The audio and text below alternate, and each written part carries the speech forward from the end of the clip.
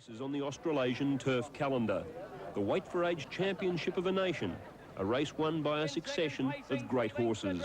Around the home turn, and it's our Waverley Star, the leader, but Bone Crusher responds. Bone Crusher's race to the front now from our Waverley Star, then Drought and the Philbert. Bone Crusher and Nick in front. Our Waverley Star's coming again on the inside. Our Waverley Star getting to Bone Crusher. Bone Crusher and our Waverley Star, they hit the line. Photo, Bone Crusher.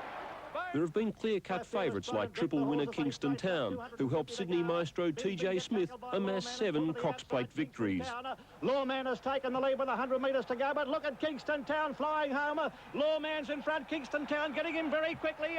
Kingston Town going home the better, grabs the lead, Kingston Town.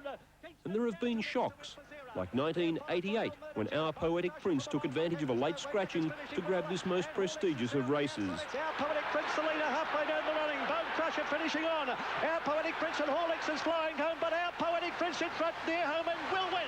Our Poetic Prince by a length to the corner. And that's where Melbourne's fickle spring weather comes in yet again. Early this week, Vo Rogue was back in town, with trainer Vic Rail aboard in his distinctive Collingwood footy jumper.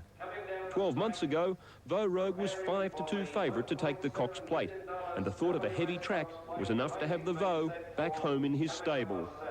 The sight of Vo Rogue back on the Moonee Valley track in search of his third million gladdened the heart of racegoers. His recent disappointing form, though, a hiccup, according to Vic Rail. Well, I certainly hope so.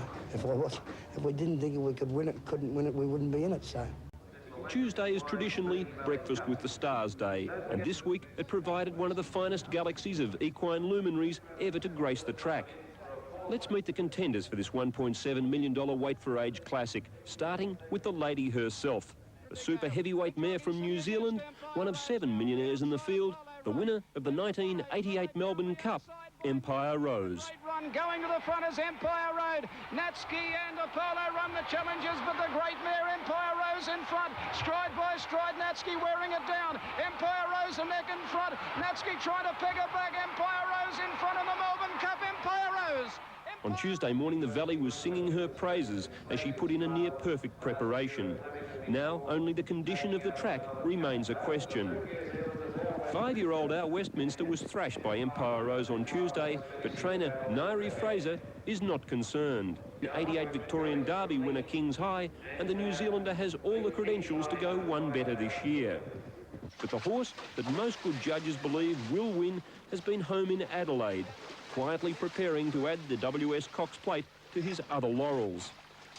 Imported horse Elmerad has been at Colin Hayes Lindsay Park Stud, putting the finishing touches to his Cox Plate Melbourne Cup campaign, and CS has been delighted.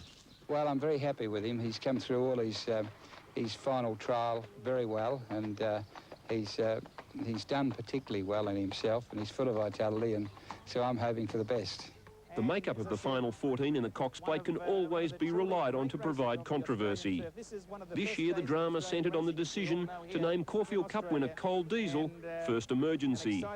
But then again, the race has always enjoyed that added spice, that championship quality. It's been a race for champs and won by champs. And in 1989, it will be the same all over again. But the mighty Red Anchor's coming away to win the Cox Plate. Scores by a length from Street Cafe.